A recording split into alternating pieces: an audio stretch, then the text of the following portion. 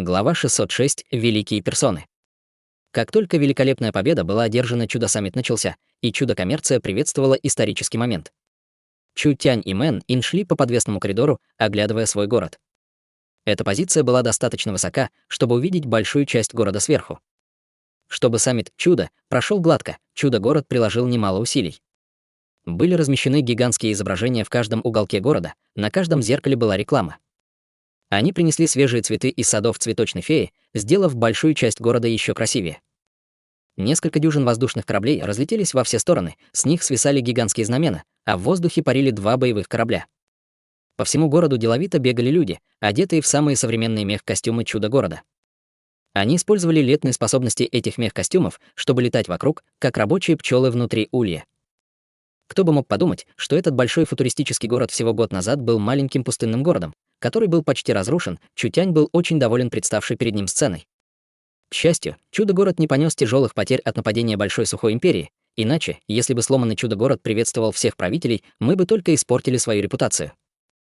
Мэн Ин была обеспокоена и нервно спросила, не будет ли никаких проблем с тем, что мы вызвали такие значимые персоны. Это самые высокие люди на континенте. Если они все вместе захотят пойти против нас, сможем ли мы противостоять им? У Мэн Ин все еще были причины для беспокойства. Большой Сухой Империи уже было достаточно, чтобы чудо-город почувствовал большое давление. Если правители увидели мощную технологию чудо-города и пришли, наполненные жадностью. Если бы они работали вместе, чтобы заставить Чу-Яня предать чудо-город, как бы Чу-Тянь справился с этой ситуацией? Будет ли он отбиваться от них всех? Это было равносильно тому, чтобы стать врагами со всем континентом. Чудо-город едва мог бороться с Империей, поэтому, если бы все эти силы уровня Империи собрались вместе, возможно, они были бы уничтожены в одночасье.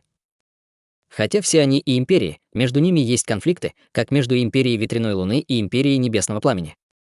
Или они никогда раньше не взаимодействовали друг с другом, как территория дракона, темный ночной лес или море преисподней. Чтобы они собрались вместе. Это невозможно. Чу Тянь схватил маленькую ручку Мэн Ин. Поверьте мне, после того, как это дело будет закончено, влияние чудо-коммерции распространится на все уголки континента. Мэн Ин решительно кивнула. Независимо от того, насколько ненадежно это дело, если это под вашим руководством, я верю, что это определенно будет сделано. Чу Тянь нежно похлопал Мэн Ин по носу. Моя любимая маленькая Ин так доверяет мне. Раз уж так вышло, как твой жених, я не могу позволить тебе разочароваться. Мэн Ин затряслась, словно покрылась мурашками. Отвратительно. Чу Тянь, место проведения конференции уже подготовлено. Голос юной мисс раздался из переговорного устройства. Будьте внимательны. Радар засек несколько мощных энергетических волн, они приближаются. Я думаю, это определенно большие империи. Иди и познакомься с этими правителями позже. Царствуй в своем нраве и должным образом заботься о них, не пренебрегай ими. Успокойся, старшая сестра. Мэн Ин украла коммуникационное устройство. Я буду наблюдать за ним со стороны, все будет под контролем. С неба донесся громовой звук. Жители чудо-города могли видеть 9 могущественных демонических тварей, плывущих по воздуху на большой скорости. У них была совершенно особенная внешность. Они соединяли в себе голову льва, рога оленя, глаза тигра, тело лося, чешую дракона и хвост быка, все в одном теле. Его тело сияло белизной нефрита, а конечности ступали по ветру. Он обладал мощной аурой и двигался с невероятной скоростью. Мэн Ин была ошеломлена. Это целинь? Джейд Цилин. Чу Тянь знал несколько видов целиней. Нефритовый целинь был не самым сильным, но самым красивым. Хотя, говоря об их силе, все эти 9 целинов были демоническими зверями 4-го уровня, 9 целинов, тянущих тележку. Только высшая персона континента может сделать что-то подобное. Мэн Ин изобразила удивление. Это должно быть императрица Ветряной Луны Империи Ветряной Луны. Целинская карета медленно приближалась к чудо-городу, но еще до того, как она коснулась земли, несколько первоклассных национальных красавиц вылетели и упали на землю, как перья. Все они были окружены мощной аурой, все они были экспертами небесного домена. Они опустились на одно колено и почтительно прокричали: «Приветствую императрицу Ветровой Луны». Карета зверя медленно открылась. Оттуда выплыла красивая девушка в красной одежде, возраст которой люди вообще не могли определить. Она обладала очарованием 10-летней девочки, грацией 20-летней девушки, сексуальностью 30-летней девушки, а также престижем зрелой леди. Ее лицо было покрыто легкой вуалью, но это ничего не скрывало, скорее придавало ей еще более таинственный вид. Чудо-город действительно оправдывает свою репутацию. Императрица ветряной луны видела процветание города чудес. Странные транспортные средства двигались по всему городу, и было много вещей, которые не были замечены раньше. Я слышала, что Большая Сухая Империя послала 80 тысяч золотых драконьих ястребов, чтобы напасть на чудо-город несколько дней назад. У этого Большого Сухого Императора действительно нет выдержки, и есть ли необходимость так сердиться из-за того, что его не пригласили? В это время раздался ленивый голос. Императрица ветряной луны очень права. Мало того, что у него нет никакой выдержки, так его армия еще и жалко слаба. Какая смелость! Действительно осмелился назвать армию Империи слабой? Неужели они забыли, что Империя Ветряной Луны и Большая Сухая Империя — силы одного уровня? Если бы они говорили об армиях Большой Сухой Империи, разве они не сказали бы также, что армии Империи Ветряной Луны тоже не были такими сильными? Императрица Ветряной Луны посмотрела туда, откуда доносился звук, и увидела очень молодого юношу, который подошел к ней. Прежде чем поклониться, он сказал: «Императрица континента номер 1, ваша элегантность еще более удивительна, чем говорят люди». Городской лорд Чудо-города, председатель Чудо-коммерции и спикер Лесного альянса Чутянь. Императрица Ветряной Луны посмотрела на Чутяня с улыбкой, которая не была властной, и выпустила очарование, которое было достойным. «Мне очень нравятся твои вещи», — сказала она магнетическим и манящим голосом. «Как насчет того, чтобы приехать в Империю Ветряной Луны, я назначу тебя великим мудрецом, премьер-министром, имперским учителем и королем. Что думаешь? Проклятие! Эта девушка, казалось, предложила все титулы, какие только были, и использовала самый высокий уровень этих титулов. Разве это не позволит Чутяню быть только ниже одного человека во всей Империи Ветряной Луны? Я очень хочу принять эти титулы, но Чутянь покачал головой и сказал: моя невеста будет ревновать. Она маленькая тигрица, я бы не пошел против нее. Мэнин действительно немного ревновала, но, услышав слова Чутяня, мгновенно вспыхнула. Императрица, не слушай его глупостей. Императрица Ветряной Луны хихикнула. Городской лорд Чутянь действительно необычный человек. Чутянь использовал это время, чтобы сменить тему, и сразу же сказал императрице Луны: место проведения конференции Чудо-города подготовлено.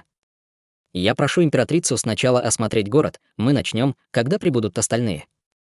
Императрица Ветряной Луны очень интересовалась Чудо-городом. Всего за год в Чудо-городе произошли большие перемены, теперь там было построено много новых объектов. Будь то обычные граждане или верховные правители, как императрица, они могли бы расслабиться и повеселиться здесь. Примерно через час в небе появилась еще одна повозка, запряженная 9 фениксами.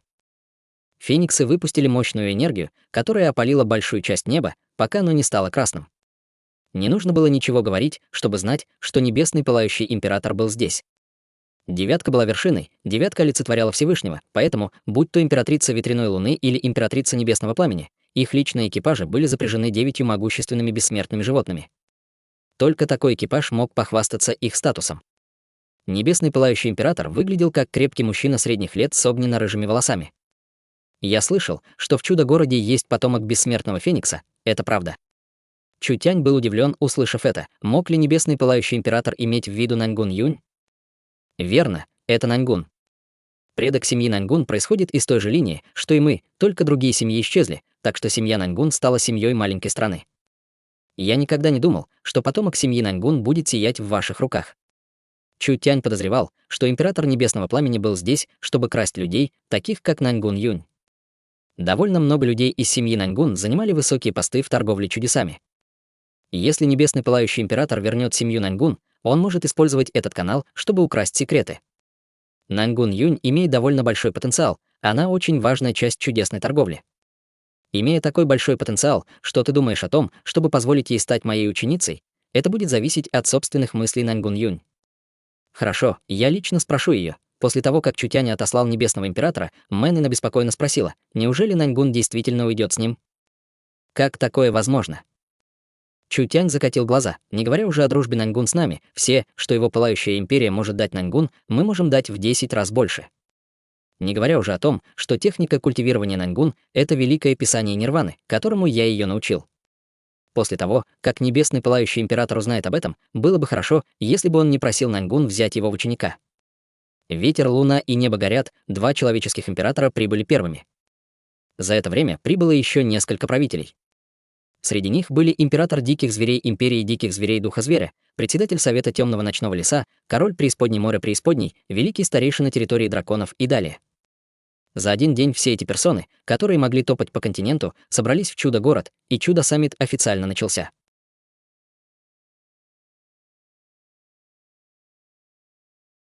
Глава 607. Место проведения конференции.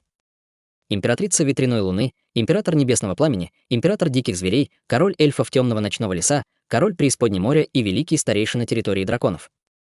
2 человеческих императора, 1 император духов зверей, 1 верховный вождь эльфов, 1 верховный вождь нежити и 1 верховный вождь драконьей расы теперь обосновались в Чудо-городе. Между правителями существовали сложные противоречия. Например, империя диких зверей была смертельными врагами с темным ночным лесом, империя диких зверей также была врагами с империей ветряной луны, империя горящих небес имела конфликты с темным ночным лесом, море преисподней часто сражалось с территорией дракона, территория дракона имела напряженные отношения с империей ветряной луны и империей горящих небес, а империя горящих небес и империя ветряной луны были конкурентами, которые не могли ужиться. Все было так, как думал Чутянь, эти ребята не могли работать вместе. Конфликты между ними медленно накапливались на протяжении сотен лет, а они не доверяли друг другу. Чутянь был обеспокоен тем, что они будут сражаться, поэтому он разделил их, чтобы сохранить мир. Нитхак отправился встречать великого старейшину клана драконов, эльфийский король Ланселот отправился встречать эльфийского короля темного ночного леса, а лопнувший коготь отправился встречать императора диких зверей. Таким образом, они могли избежать конфликтов между собой. Эти персоны уровня императора оставались в Чудо-городе на день или два. Все они имели более глубокое представление о способностях Чудо-города. В конце концов, они поняли, что в этом отдаленном месте на самом деле существует сила, которая не уступает империи. Правители наблюдали за ними и играли с ними. Настало время созвать Чудо-саммит. Здравствуйте, достопочтенная императрица ветряной луны. 3 темно-золотые фигуры появились перед императрицей ветряной луны и почтительно поклонились. Императрица ветряной луны посмотрела на этих людей, и ее глаза загорелись. Естественно, императрица ветряной луны могла сказать, что эти люди были не живыми людьми, а скорее марионетками. Но самое удивительное было вот в чем. Эти куклы казались особенно сильными. Каждый из них был вокруг пика 9-го истинного духовного слоя. Кроме того, никто и представить себе не мог, что куклы без жизни смогут нормально общаться с людьми, в это действительно было немного трудно поверить. Императрица ветряной луны спросила: «Кто ты?» Одна из темно-золотых фигур ответила: «Мы — божественные слуги, очищенные сэром городским лордом. Раньше мы были обычными марионетками инь, но поскольку мы были преобразованы и усилены божественной кровью, мы превратились в это. Божественные слуги — это марионетки без мыслей, но мы были оснащены интеллектуальными ядрами мозга, разработанными исследовательским центром Чудо-города, так что мы можем иметь самоконтроль. Это действительно невероятно. Большое спасибо за похвалу, императрица». Божественный слуга почтительно сказал: «Скоро начнется вершина чудес. Зал чудотворного собрания уже подготовлен, мы просим императрицу войти». 2 божественных слуги отвели императрицу в роскошно обставленную гостиницу. Императрица ветряной луны слегка приподняла одну бровь. Может быть, Чудо-саммит проходил именно в этом отеле. Императрица ветряной луны привыкла приятно удивляться в Чудо-городе. Она никогда бы не подумала, что такая важная конференция для Чудо-города будет проходить в отеле. Это было слишком мелко. Ее охватило разочарование. Императрица ветряной луны не слишком возражала. Она знала, что у Чудо-города была веская причина для проведения этой чудо-конференции, которая заключалась в давлении различных империй на континенте. В конце концов, Чудо-город становился все более и более заметным. С такой мощной технологией чуда город будет все труднее и труднее защищать. Естественно, они будут немного осторожны. Когда императрица ветряной луны вошла в Чудо-отель, там уже двигались механические куклы. Эти куклы двигались очень плавно и общались друг с другом. Были ли они действительно только марионетками, божественный слуга объяснил со стороны. Это роботы, которые сочетают в себе технологию чудо-компании. У них есть интеллектуальное ядро внутри их тел, поэтому все их действия контролируются центральным интеллектуальным мозгом Чудо-города. Императрица ветровой луны спросила: «Роботы? Что они могут делать?» Божественный слуга ответил: «Исследования чудо-компании в течение следующих нескольких лет будут сосредоточены на этих роботах, которые будут включать боевых роботов, сервисных роботов и исследовательских роботов, которые будут использоваться во многих различных областях. Эти роботы быстро создаются, очень прочны, совсем не устают и универсально управляются. Они также могут быть модернизированы с помощью новейших технологий и оружия Чудо-города, поэтому имеют очень высокую ценность. Чудо-коммерция контролировала большое количество ресурсов. Будь то космическое пространство, подземелье, лес, Западное море или другие места. Чутянь мог добывать самые твердые и высококачественные металлы для создания роботов. Как только эти роботы будут созданы, даже истинному культиватору духов будет трудно уничтожить их. Они также могли быть оснащены энергетическими мечами, щитами и всеми видами оружия. Армия Чудо-города была недостаточно сильна. Чудо-город не успел их обучить. Когда в будущем будет сформирована армия роботов, не было никакой необходимости набирать, культивировать или обучать их. Они могли перемещаться по суше, морю и воздуху, и они не устанут, будучи абсолютно лояльными. Есть ли лучший солдат, чем эти роботы, императрица Ветряной Луны не придавала этому особого значения. 3 божественных слуги провели императрицу Ветряной Луны в роскошно украшенную комнату, где несколько роботов приносили лучшие деликатесы, эльфийский чай высшего сорта и волшебное вино. Императрица Ветряной Луны села на большой диван. Это зона ожидания. Нет, ваше высочество. Божественный слуга объяснил, это ваша конференц-зона. Императрица Ветряной Луны попробовала волшебное вино, когда божественный слуга заговорил, и выражение ее лица стало странным. Она огляделась по сторонам. Это было тихое место, где никого не было, с множеством роскошных украшений вокруг нее, а также садом с балконом и крытым бассейном.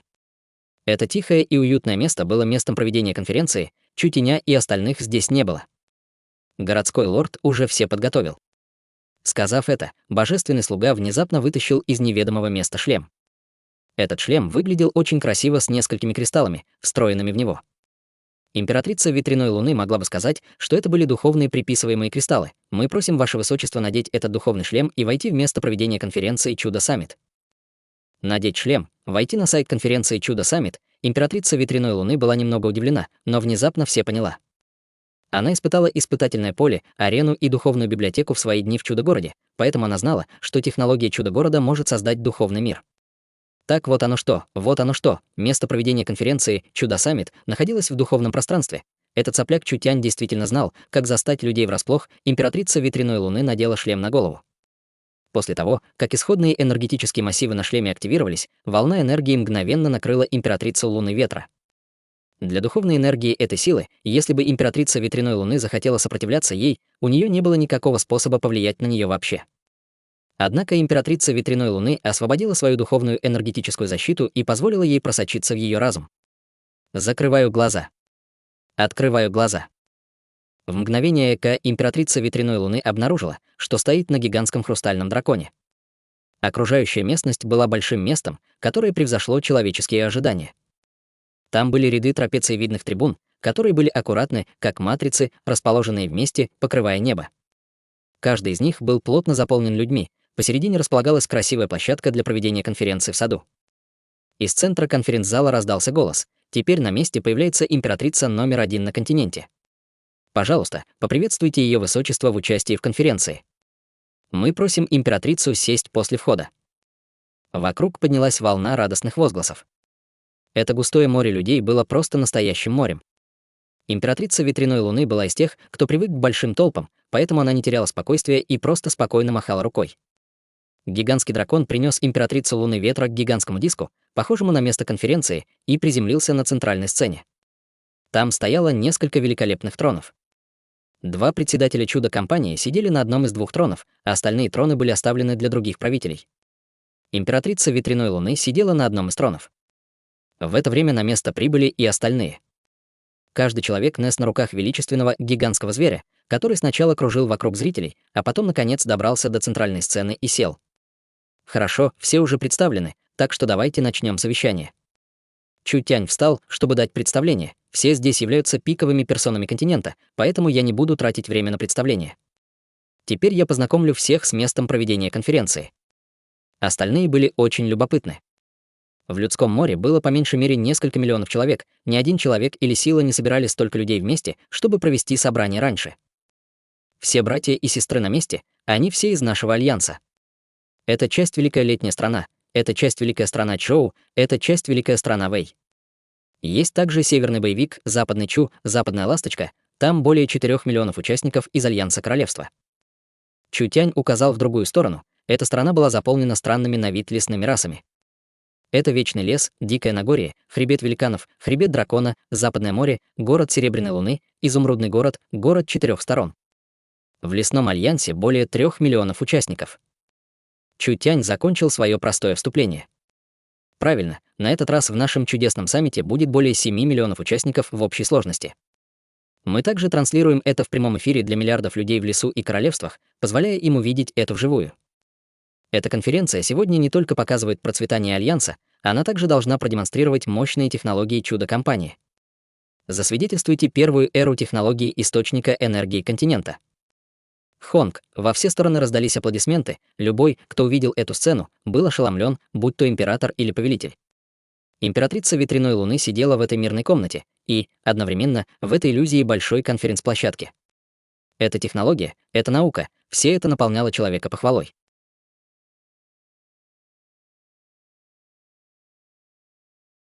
Глава 608. Духовный шлем. Вершина чуда, конечно, была очень торопливой, но это не означало, что она была очень небрежной. Прежде чем Чутянь запланировал саммит чудес, компания уже потратила много времени на создание духовной технологии. Большинство важных городов, лесов и королевств имели арены и испытательные поля. Эти арены и пробные поля стали одной из самых популярных развлекательных зон среди членов Альянса. Каждый месяц он будет приносить более 10 миллионов исходных камней для торговли чудом каждый месяц. Амбиции чудо-компании в области духовной технологии были не так просты, как арены или пробные поля. Все, что было сделано сейчас, было просто основой для духовной сети. Поэтому, после того, как начался саммит чудес, каждый человек в своем собственном городе через духовное оборудование мог лично прибыть на место проведения конференции. Чудо-коммерция вложила в эту область много ресурсов и усилий. Чу Тянь объявил: «Теперь мы приглашаем вице-председателя чудо-компании, вице-городского лорда чудо-города и вице-спикера Лесного альянса, юную мисс Мэн Цинву, председательствовать на конференции. Все, пожалуйста, поприветствуйте ее». Жители разных городов разразились радостными возгласами. Мэн Цинву была рулевой управляющей чудо-городом, чудо-торговлей и Лесным альянсом. Мэн Цинву была очень компетентна, это было ясно всем. Если бы у Чутяня не было такого помощника, как Мэн Цинву, торговля чудесами не достигла бы своего нынешнего состояния так легко. Не говоря уже о том, что сама Мэн Цинву была нацией разрушающейся красоты, поэтому она была как идол среди различных членов Альянса. Мэн Цинву была опытным человеком, поэтому даже столкнувшись с этой большой сценой, она не испытывала никакого страха. Сначала она предложила несколько любезностей о приветствии правителей в чудо-городе. После перешла к основной теме: на этом чудо-саммите мы сначала объявим о новом продукте. На разработку этого продукта у чудо-компании ушло около года, но в конце концов он достиг зрелости. На самом деле, я думаю, что многие люди уже догадались об этом. Итак, это духовный шлем и духовная сеть. Духовный шлем. Духовная сеть. Правители могли рассказать о преимуществах духовных шлемов. Сам чудо-город был проведен в духовную сеть. После того, как они надевали духовный шлем, люди во всем внешнем мире могли собраться в одном месте, взаимодействуя на ментальном уровне. Но, что касается духовного шлема, было много вещей, которые они не понимали, поэтому временно они не знали, насколько велик его потенциал. Сначала мы посмотрим на некоторые данные, опубликованные сектой Юнь. Мэн Цинву подняла руку, и в воздухе над местом проведения конференции появился гигантский экран, на котором плотными рядами были написаны данные. Он восстанавливал данные передачи ветра, огня, воды, земли, света, тьмы, грома и всех видов другой энергии. Известно, что обычная передача энергии во внешний мир будет следовать законам пространства и времени. Будет упадок, ослабление и потребление. Это происходит потому, что энергия основана на законах пространства и времени. Когда пространство и время изменяются, изменяется и сама энергия. Мэн Цинву мягко взмахнула рукой, и появились данные исследования духовной энергии. В ходе наших исследований мы обнаружили, что поток духовной энергии не зависит от пространства и времени. Духовная энергия может непосредственно воздействовать на цель через пространство, и она может сопротивляться потоку времени. Это важное открытие означает, что духовная энергия — это вид энергии, не зависящий от пространства и времени. Поэтому технология духовной энергии имеет перспективу развития в долгосрочной перспективе. Король Темной Ночи эльфов не мог удержаться от вопроса: какие преимущества это имеет? Расстояние не повлияет на наш духовный шлем. Проще говоря, пока в чудо-городе есть пусковая установка духовного мира, в любой части континента, пока у человека есть шлем, он может войти в духовный мир. Далее, течение времени в духовном мире отличается от течения времени в реальном мире. Один день может пройти в реальном мире, но это может быть 10 дней, 20 дней или даже больше, которые проходят в духовном мире. Это также означает, что как только духовный шлем будет выпущен, мы сможем соединить все умы на континенте. Я верю, что до тех пор, пока все будут сотрудничать с чудо-компанией, наша духовная сеть сможет очень скоро соединить все разумные расы континента. Слишком шокирующе. Духовный шлем соединит всех разумных существ на всем континенте. Этот способ ментального обмена выходил за пределы пространства и времени, он имел возможность стать полноценным методом общения. Чтобы позволить появиться эре духовной сети, чудо-коммерция дает каждому большой подарок. Сказав это, Мэн Цинву взмахнула рукой, и в небе появилась гигантская карта реального времени. Когда все увидели его, они были потрясены, обнаружив, что это была карта континента. Хотя он не казался большим, география казалась наполненной мастерством. Это был определенно не естественный континент, а скорее мир, созданный бесчисленными мастерами, работающими вместе. Это чудо континента, которое коммерция сотворила с цветочными феями, более чем сотни тысяч сотрудников, сотней умных мозгов и бесчисленными экспертами. Мы называем его континентом чудес. Континент чудес имеет площадь в 5 миллионов квадратных километров и насчитывает в общей сложности 661 город. Каждый район чудесного континента был тщательно спроектирован, и каждый город мог вместить более 10 миллионов человек. Здесь есть не только богатые развлекательные зоны, но и бесчисленные арены, испытательные поля, библиотеки и так далее, а также наличие богатой торговой системы. Это мир, полностью состоящий из иллюзий. Каждый житель континента может пережить то, что трудно пережить в реальной жизни. Он может овладеть самыми передовыми знаниями, взаимодействовать с людьми всего мира и испытывать самые захватывающие эмоции. Правильно, это новейший продукт чудо-компании. Он сочетает в себе развлечения, отдых, опасность, торговлю, коммерцию, обучение и даже исследования в новом мире.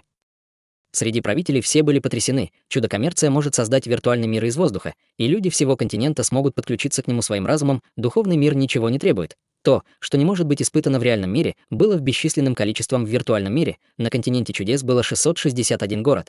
И было очень удобно перемещаться между городами, потому что каждый город в духовном мире был заполнен пересадочными пунктами. Можно было легко перемещаться внутри города и между городами. Система связи в духовном мире была также несравненно удобна, и ее можно было считать платформой, с помощью которой миллиарды людей континента могли взаимодействовать друг с другом. Значение духовной сети было бесценно, гигантская платформа, которая могла бы связать различные страны и расы. С миллиардами людей внутри он, естественно, будет иметь огромную экономическую ценность. Даже если не обращать внимания на доходы от торговли, экономики, образования и развлечений, получаемые континентом чудес, они могли бы заработать большую сумму только от продажи шлемов. Как только духовная сеть охватит весь континент, она произведет невообразимые гигантские изменения в нашей жизни. Это продвижение эпох, а также прогресс истории, все присутствующие являются свидетелями этого. Затем Мэн Цинву объявила, но чудо-город не заинтересован в использовании этой технологии для доминирования на континенте. Идеи чудо-компании всегда будут открытой платформой для всех, чтобы извлечь выгоду. Эта превосходная технология обладала соблазном, перед которым никто не мог устоять. Если чудо-город хотел распространить свои технологии и продукты по всему континенту, они должны были дать кусок пирога другим. В противном случае с нынешней силой чудо-компании, прежде чем они даже успели распространить свою технологию, другие сотрудничали бы, чтобы уничтожить их.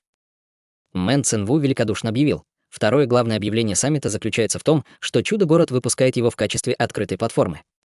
Мы готовы взять на вооружение технологию построения духовных шлемов и даже технологию построения духовных пространств, не сдерживая ничего, чтобы сотрудничать с другими. Когда были сказаны эти слова, все правители потеряли дар речи. Хотя они угадали мысли чудо-города, они никогда не думали, что Мэн Цинву скажет это прямо. Такая смелость повергла их в шок. В конце концов, эта технология только что созрела в чудо-городе, и прежде чем они смогли даже собрать плоды, они взяли на себя инициативу, чтобы раздать ее другим, но они были шокированы слишком рано. Не только технологии духовного ведомства. Затем Мэн Цинву объявила: наша нормальная коммуникация, энергия, оружие и многие другие виды технологий будут открыты для сотрудничества.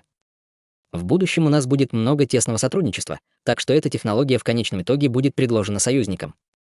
Смысл этих слов был таков: кто был ближе к чудо-городу, тот больше технологий и получит.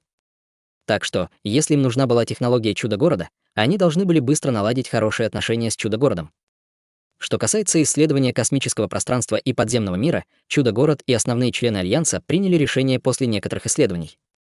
Мы готовы создать совместный исследовательский центр для подземного или космического пространства в ваших странах или территориях, сказала Мэн Цинву правителям. Мы поддержим ваши исследования или сбор ресурсов в подземном или космическом мире, чтобы укрепить добычу иностранных ресурсов на континенте. Это тоже было очень заманчиво. Будь то космическое пространство или подземелье, все они были богаты ресурсами. Эти силы имперского уровня имели большое влияние, и если бы они могли сотрудничать, позволяя им летать в небо или входить в землю, это принесло бы бесчисленные выгоды для развития их империй. Наконец, чудо-город искренне привлекает выдающихся ученых всех королевств для сотрудничества с исследованиями секты Юнь. В будущем мы можем создать больше ветвей секты Юнь, позволяя талантам континента участвовать в исследовании технологии энергии источника. Как велись переговоры в чудо-городе, они просто давали преимущество большим королевствам. Большие персоны ни разу не сказали ни слова. Мэн Цинву использовала большую кучу преимуществ, чтобы полностью ошеломить их.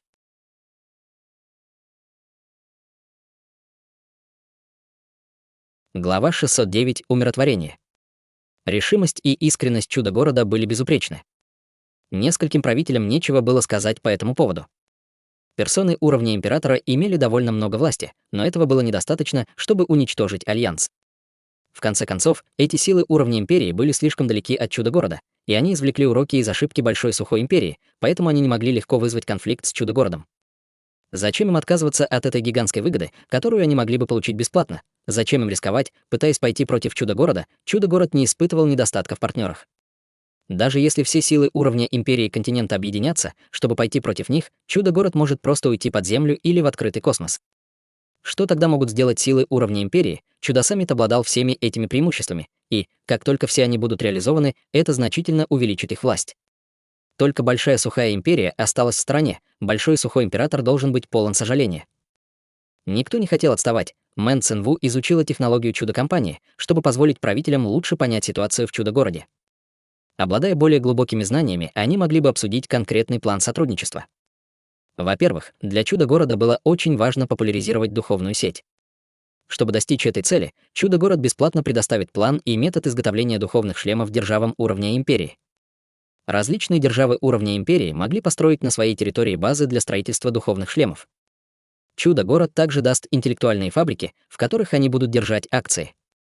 Другими словами, чудо-город будет отвечать за обеспечение технологии, необходимой для производства духовных шлемов. Различные империи располагали ресурсами и рабочей силой, а они могли просто напрямую давать деньги. Кто откажется от такого бизнеса, если не потеряет деньги? Стоимость производства духовного шлема была низкой, поэтому его можно было продвигать в больших масштабах. Силы уровня империи имели большое население, даже территория дракона с небольшим населением сама по себе имела много присоединенных королевств и сил. Это был рынок, который стоил по меньшей мере несколько десятков миллиардов исходных камней. Ни у кого не было никаких аргументов на этот счет. Самое главное было решено. Мэн Цинву представляла компанию чудес для обсуждения других вопросов сотрудничества с правителями. Они включали в себя торговый центр чудес, строительство космических объектов, строительство транспортных объектов, а также важные продуктовые кооперации, такие как интеллектуальные мозги и энергетическое оружие. Эти вещи, будучи популяризированными, имели только преимущества и никаких недостатков для всех. Различные правители не возражали против этого. В конце концов, на чудотворном саммите Мэн Цинву достигла общего согласия с правителями. Было заключено в общей сложности 17 соглашений и более 40 различных проектов. Успех саммита «Чудо» окажет большое влияние на развитие континента, и он станет важной базой для развития торговли «Чудо» на всем континенте. Миллионы членов Альянса были свидетелями всей конференции. Даже если у них не было возможности прибыть на место встречи на высшем уровне чудес, это было передано в каждый город Альянса. Все приветствовали этот большой прорыв, это был гигантский прорыв, предприниматели из разных мест точили свои ножи. Эти силы уровня империи могли охватить более половины континента, и это были не только империи, но и несколько сотен королевств. Эти места, которые не были развиты или взломаны, были гигантскими возможностями. Там будет новая буря бизнеса, которая вот-вот начнется, наконец-то все кончено. Чутянь, сидя в главном зале замка, снял свой духовный шлем. Здесь сидели Мэн Цинву, Мэн Ин и Нангун Юнь, и все они сняли свои шлемы. Мэн Ин радостно воскликнула: «Старшая сестра, ты потрясающая!» Я не думала, что все пройдет так гладко. Нангун Юнь тоже выглядела взволнованной. В конце концов, это было очень важное изменение для компании. Мы должны сделать все возможное, чтобы управлять рынком континента. Сегодняшние события произошли благодаря тому, что мы были готовы. Империи были шокированы нашими условиями. Однако, я считаю, что с этими людьми на вершине континента нелегко иметь дело. Мы только получили хороший старт, сейчас важнее его стабилизировать. В это время Вивиан позвонила Чутяню по мобильному телефону. «Старший брат Чутянь, старший брат Чутянь. Мой царственный отец, а также крыло смерти, лопнувший коготь, ярость грома и городской лорд Боша очень хотят встретиться с вами. Я пока их останавливаю, но ты хочешь их увидеть?» «Ну, конечно. Как насчет того, чтобы мы провели небольшую встречу в самогонном городке?» Вивиан испустила долгий вздох облегчения. Мэн спросила с любопытством: «Что случилось?» 5 гигантов Альянса хотят меня видеть, их реакция вполне ожидаема. Чутянь нисколько не удивился их ответом: «Мы ищем более сильных партнеров». Их значение для города внезапно снизилось, поэтому они обеспокоены, и нам нужно успокоить их. Мэн Цинву согласно кивнула. Мы только начали сотрудничать с имперскими державами. Прежде чем этот вопрос будет решен, важно стабилизировать нашу внутреннюю ситуацию. Я свяжусь с Чэнь Бинью и попрошу ее приехать сюда. Мы начнем внутреннюю конференцию Альянса. Союзниками Чудо-города были Альянс Королевства, Лесной Альянс и Альянс Западного моря, 3 области Альянса. В общей сложности в этих областях было 6 главных лидеров: Великая Джоуская королева Чэнь Бинью, 4 гиганта Леса Хаоса и городской лорд Боша из города Западного моря. Эти 6 человек имели большое влияние и находились в основном на одном уровне. Чу Тянь решил провести конференцию в городе Лунного Света, рядом с Чудо-городом, который был маленьким городком, созданным лесными эльфами, чтобы облегчить обучение в Чудо-городе. Несмотря на то, что он был очень маленьким, он часто проводил показы мод, фестивали гурманов, музыкальные фестивали и художественные фестивали, так что теперь он стал очень популярным эльфийским городом. Из-за различных условий самогонный городок подал заявку на перенос башни. Чудо-город сразу же одобрил его, и теперь в маленьком городке была пересадочная башня, которая делала путешествие более удобным. 6 глав Альянса уже собрались. У Чэнь Бинью было безразличное лицо, в то время как остальные выглядели немного обеспокоенными. Мне очень жаль, что я опоздал. Я не думал, что все прибудут так быстро. Чу Тянь вошел, смеясь. Я думаю, что все вы, должно быть, отправились сегодня на саммит чудес. Интересно, что все думают о будущих планах Чудо-города.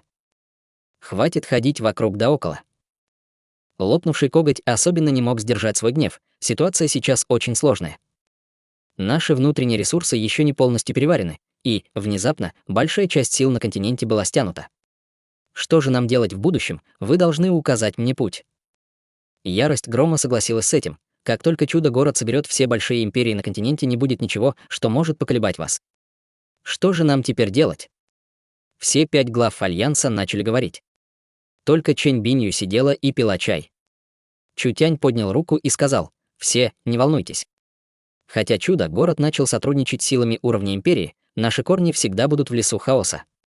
Процветает ли Альянс, силен ли он, все это зависит от Чудо-города. Если мы недостаточно сильны, как мы можем сотрудничать с этими крупными державами? Так что, независимо от того, как развивается чудо-коммерция, лес хаоса всегда будет нашим приоритетом номер 1. Хотя он так и сказал, гиганты не были уверены в этом. Крыло смерти сказал с нахмуренными бровями: «Вы дали такие важные вещи, как духовный шлем и методы производства духовного пространства для стран бесплатно. У нас не будет никакого конкурентного преимущества в будущем». Это также беспокоило короля эльфов. Чу Тянь передал дизайн духовного шлема и духовное пространство бесплатно другим. Как только эти силы уровня империи получат эту технологию, будут ли они по-прежнему сотрудничать с Альянсом и Чудо-городом? Открыв дверцу печки, вы больше ничего не заработаете. Значит, ты беспокоишься об этом. Я могу только уверить, что беспокоитесь напрасно, когда ты видел, как я страдаю от потери. Чу Тянь покачал головой и сказал: «Расслабься, даже если бы они знали способ производства духовного пространства, они не смогли бы создать виртуальный мир, подобный континенту чудес». Но почему?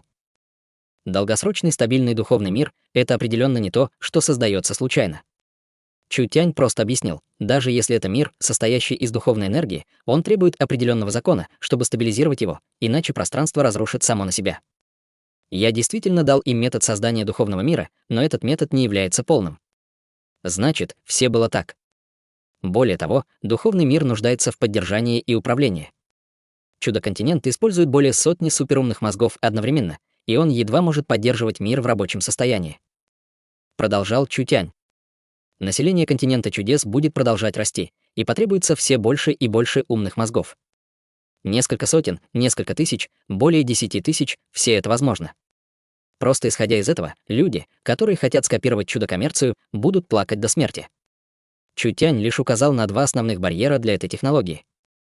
Но, помимо этого, у этой технологии было много других ограничений, поэтому потребуется по меньшей мере 50 лет, прежде чем эти страны смогут создать свою собственную духовную сеть. Если люди континента хотели войти в духовную сеть, они должны были войти на платформу чудо-компании. Затем лопнувший коготь сказал: даже в этом случае духовный шлем приносит большую прибыль. Вы дали им метод производства, вы просто даете им миллиарды исходных камней бесплатно. Остальные тоже кивнули. Если они могут построить духовные шлемы, насколько велика будет прибыль? Это неправильно так думать. Чу Тянь сказал с улыбкой: если я хочу популяризировать духовную сеть, я могу использовать только этот метод. Возможно, есть большая выгода, которая приходит от создания духовных шлемов, но вы, ребята, не должны забывать, что прибыль от оборудования приходит только один раз. Если мы действительно хотим получить большую прибыль, то это не аппаратное обеспечение, а скорее платформа виртуального пространства.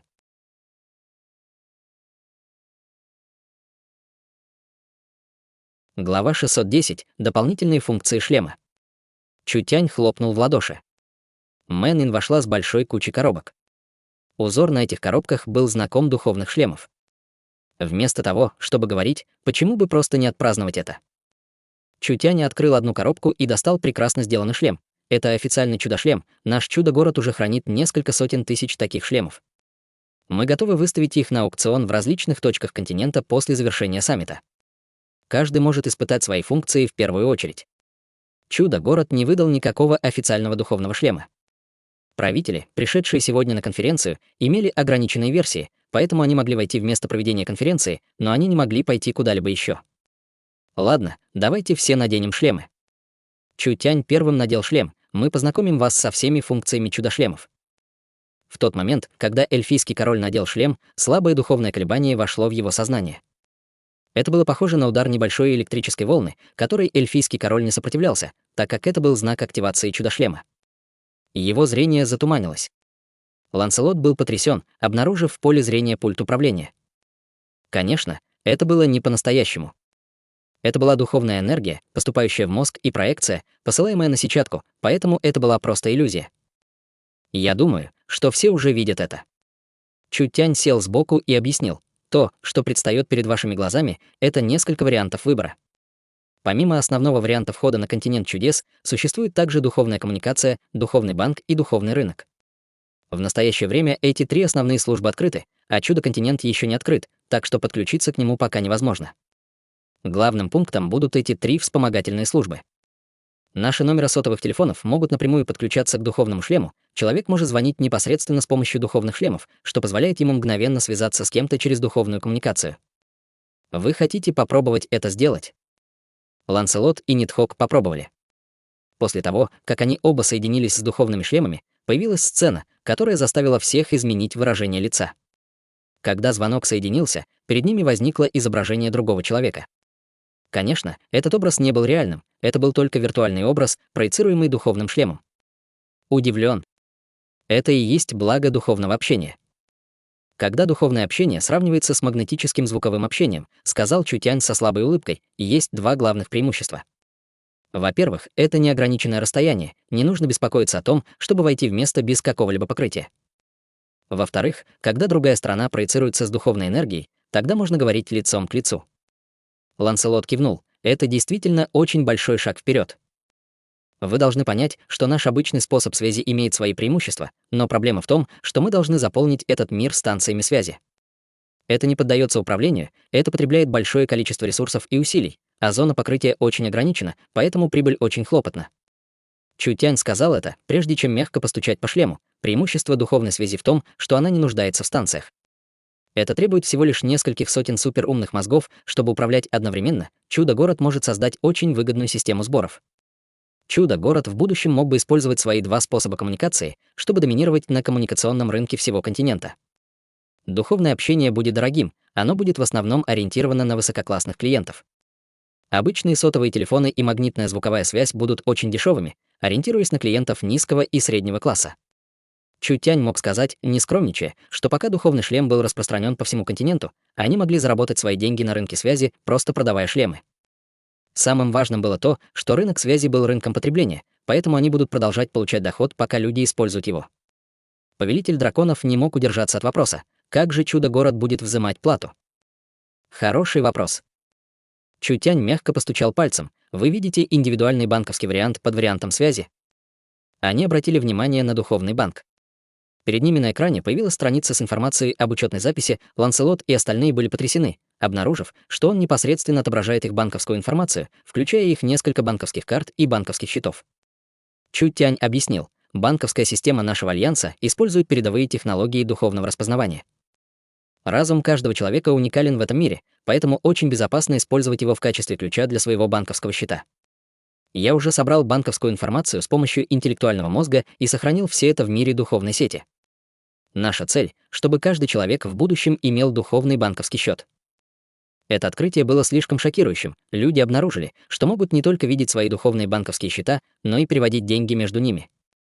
Функция духовной коммуникации, вероятно, также будет напрямую взимать плату с банковских счетов. Они также заметили, что на духовной панели также был выбор духовного рынка. Они открыли рынок, как и ожидалось, он был соединен с торговым центром «Чудо». Чутянь объяснил им, этот рынок — наш официальный рынок, онлайн-версия торгового центра чудес. Есть все виды материалов с сотнями различных сортов, что позволяет нашим клиентам приобрести любые продукты из торгового центра чудес. В будущем их число превысит десятки миллиардов пользователей. Небольшая сумма, полученная от торгового центра, собранная вместе, станет сундуком с сокровищами. От этого выиграет весь наш лесной альянс. Ланселот и другие не могли удержаться, чтобы не назвать Чутяня гением. Он фактически соединил духовный банк с духовным рынком. Многие люди в разных регионах континента хотели делать покупки, поэтому разве они не смогут надеть шлем и выбрать один из миллионов продуктов? Они могли рассматривать каждый продукт в виде духовного образа и могли непосредственно оплачивать его своими банковскими счетами. Чудо-коммерция будет зарабатывать довольно много на торговле. 5 банков Альянса быстро разбухнут. Руководители Лесного Альянса сотрудничали с компанией чудес с самого начала, поэтому они были довольно крупными пионерами в этой отрасли. В будущем чудо-торговый центр будет перенесен на духовный шлем. Несколько лесных гигантов определенно имели бы преимущество. Чутянь пообещал, что чудо-духовный шлем будет иметь 6 банков по умолчанию, которые были Эльфийский банк, Бегемот-банк, Гигантский дракон-банк, Титан-банк с централизованным чудо-банком. Когда чудо-духовный шлем станет популярным, 6 крупных банков распространятся по всему континенту, и только на основе этого 5 гигантам не нужно будет беспокоиться о том, чтобы быть уничтоженными. Им сулило держать бумажник эпохи. Это всего лишь дополнительные услуги, предоставляемые нашим чудо-духовным шлемом. Континент чудес станет духовной сетью, соединяющей весь мир. Всем этим людям, собранными вместе, мы будем продавать виртуальные продукты, предоставлять виртуальные развлечения и услуги. Любой из них обладает бесконечным потенциалом. Чутянь снял шлем. Все вы, как члены Альянса, в будущем на континенте чудес, естественно, будете иметь больше преимуществ и помощи. Неужели вы все еще думаете, что, сделав производство шлемов общедоступным, вы потеряете деньги от продажи шлемов?